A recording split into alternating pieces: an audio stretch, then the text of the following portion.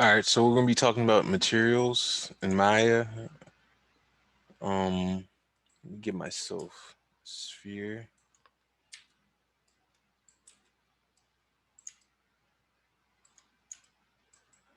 All right. So how do you add materials? It's like this. You right click and we assign a new material. This menu comes up and we click on Arnold. And we always use the AI standard surface. Other ones have uses, but not for us now at all. We're mainly going to use this one. So we click on this, and then we have our parameters over here. All right. So often, what I tell everyone in 3D is just to start going in and sliding sliders, all right, and seeing what everything does. Now, weight, I never really touch weight, but I think weight is just like 100% to like zero of the diffuse. And diffuse, if you ever hear diffuse, it's just means color. All right. So that's what I believe weight is doing. There's also documentation. We can find out exactly what it's doing. But from what I'm seeing visually from moving it, that's what I'm seeing it does.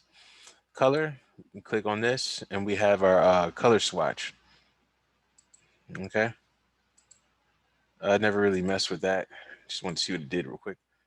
Um, Usually want to just keep this like this. You can choose these different color modes, but I usually just like the hue saturation value.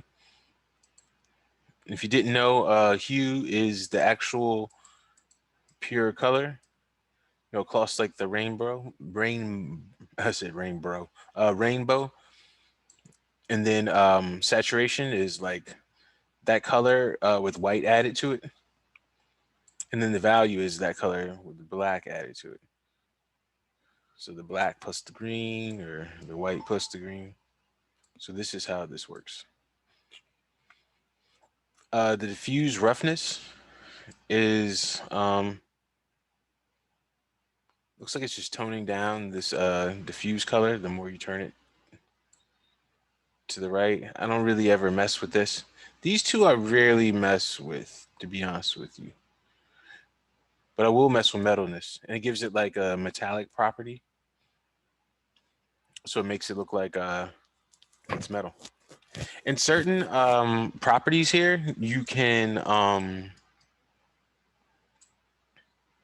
well, since there is metalness, I guess what I'm trying to say is there's certain things, like let's say if we're doing like a handle or something like that, where I wouldn't say, hey, you don't need to like UV this. You can just like, go in there, add this, and use this metalness and make it look metal like, without actually having to go in and put a UV texture on it. But that also depends on how far away you are from the object. Specular. What specular is this. I don't know if y'all can see that, but the whitest point of an object, like the it represents where the light is hitting the object. Now, if an object is rough, the specular that dot will spread out. So this is a little bit hard to see. Let me show you in another view. If I click on this right here, this little Pokemon ball looking thing, then this comes up, which is called our Hypershade. So this is where our textures, where we can edit them and manipulate them. So if I take this, which I just made right here, if I click on this one, oh, we're seeing the actual parameters over here. So you notice that this is the same thing as this. It's just this is a larger way to see things. Just so you're, Professor, yes. where is the Pokemon ball looking thing? Oh, it's up here.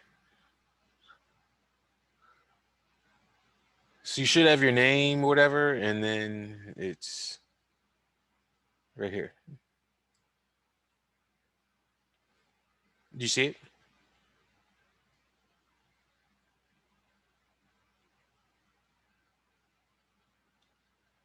Or if you look at these clapboards right here, it's right here. It's like the fifth one. Or you can also go to Windows and rendering editors and Hypershade. And there it is. Okay. So what I'm going to do is I'm going to click on this and I'm going to go to this right here, which means input and output. And this is called a node, right? It just has a whole bunch of information. But the node is also, this basically is telling you if I click right here, this changes. So this is kind of like a parameter view, just like this, or a attribute editor, but it has its, specifically for materials. And just to show you, when you add a material, so let me go to this color right here. I'll click on this and go to file. And look what it does. It adds this thing to the color. And you see what I'm saying? This is what we see over here, which basically lets you know there's a file there. And just so you know, if we don't want to see the file there or we want to change it, all you have to do is right click and go to break connection. So if I click on this and I go to a file and, I choose some kind of file, right? Then it's on there. And then I'm holding down Alt and left click and I can see this. So I click on this and let's say I don't want to see it, right click, break connection, and it turns it black, but then you can change it to whatever color you want. Okay. So speaking of specular, that's the reason I wanted to show you all this. Let me change this to something else. We can go to shader ball, maybe. Let's go to a few ones just to see what they're doing. Teapot. Okay, so what specular is this? Specular is like the highlight. So if I zoom in on this, it's like the whitest white areas, right? That's the specular highlight. So this right here would be considered specular highlight. This little piece right here on the top, specular highlight.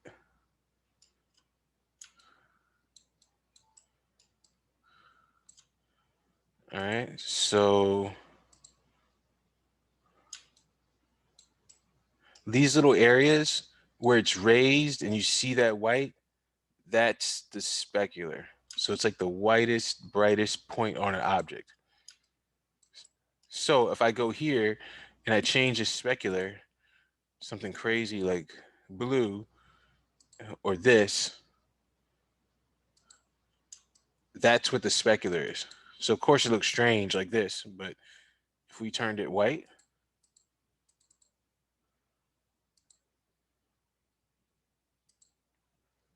then it's looking good. All right. And so if I go back to this shader ball right here, and the whole point of these things is so you can see like a preview of an object with some depth and some raised parts, so you can get a good view of it. If I go to the roughness, what it does is it spreads that out. So once I started learning 3D, I was like, I heard of this concept. I started looking at objects a lot differently because if you see like a shiny red apple or something, let's actually make this red.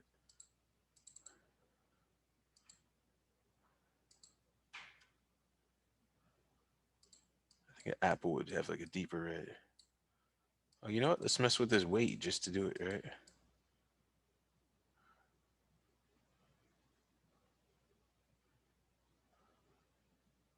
Oh yeah, that was nice. It kind of toned it down without changing the color too much. So yeah, apple could have like a little bit of roughness, but when you add roughness, what it does is it spreads out the specular highlight. So when something is really smooth, then it's like more like a mirror.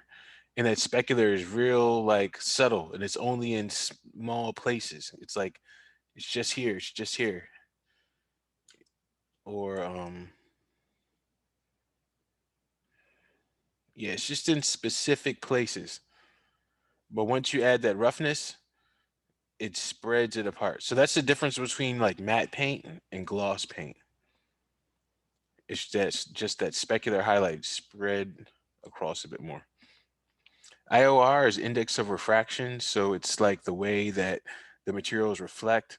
There's an actual guide to it, which I'll go into later, but you can look up the different IORs of different objects, index of refraction. So glass is a certain one,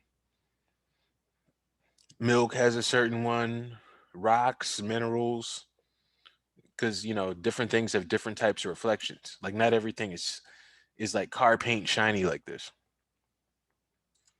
and not everything is like dull and matte, like let's say like a chalkboard. Well, I haven't seen a chalkboard in a long time. Uh, Anastrophe, I'm probably saying that wrong, but this like distorts like the look of the specular highlight. Not seeing it too much here, or maybe it's happening and it's just really subtle, but it'll just kind of twist and distort the specular highlights a bit. Just not seeing it really well on this. And rotation will also rotate that too. Yeah, but like I said, I think it's just because it's on this model. I mean, on this preview model, but we can see a lot better. Transmission right here. If I turn this up, it's like opacity.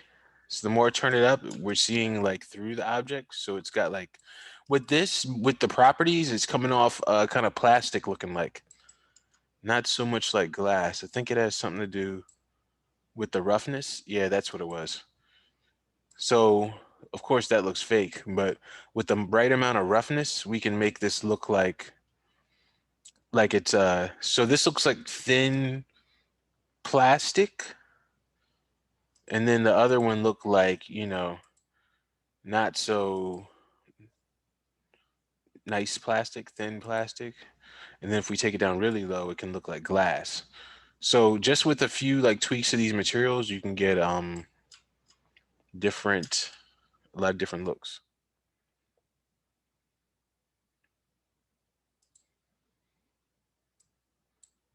All right, so that's transmission. And then if I change this, it'll change the color of this like transmission color. So now it's got the green. Probably look better closer. Yeah, the closer to white, so it looks a little bit better. Well, it looks, I guess, a little bit more like transparent glass.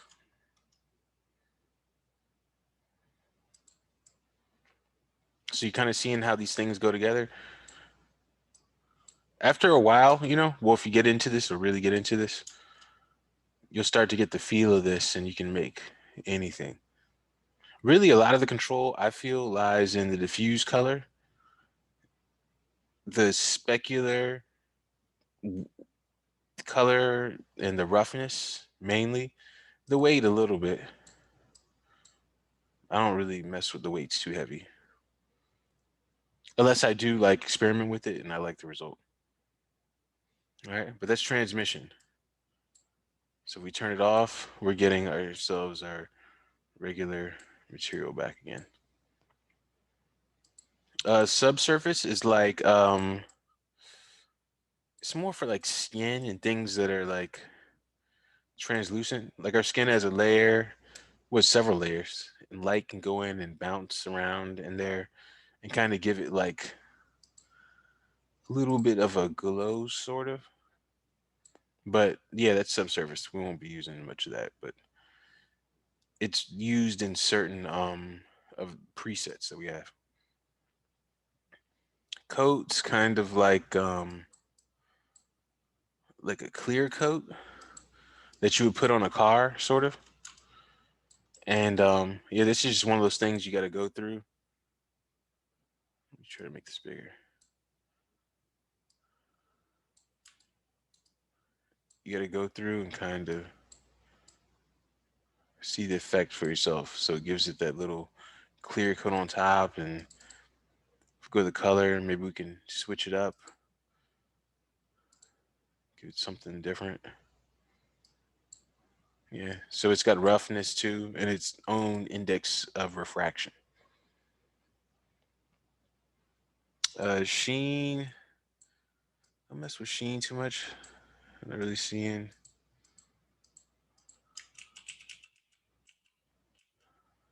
a lot of change, but that's probably because I've done something with the coat.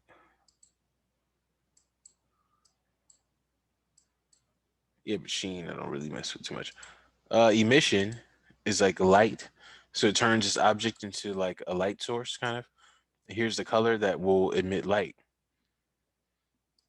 But there's also a better way we can emit light, which is what is it? Which is making an object into a mesh light.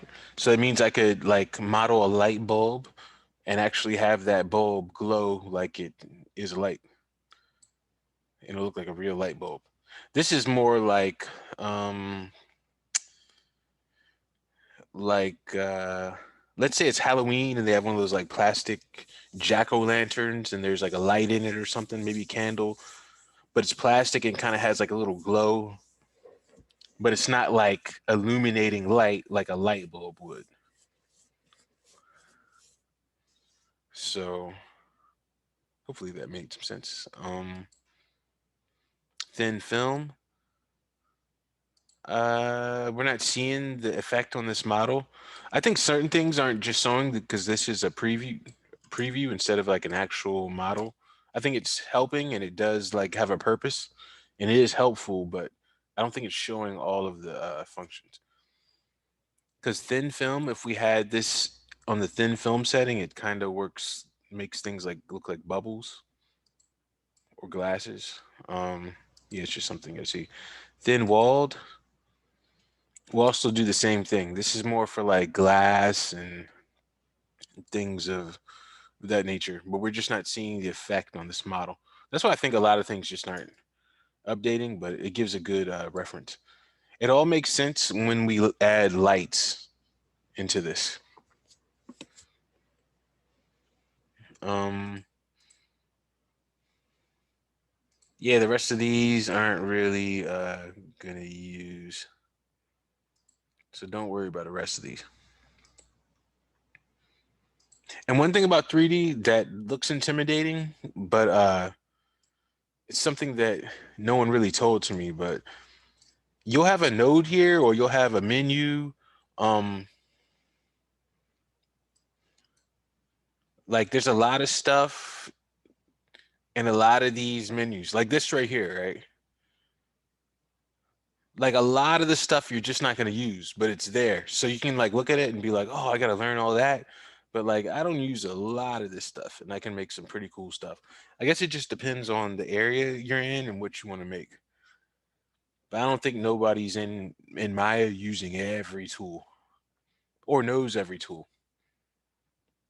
It's just that you kind of like learn and become really familiar with those like certain with a few tools. So there's a few tools you'll use all the time and a lot of stuff you'll never use or rarely use. Okay.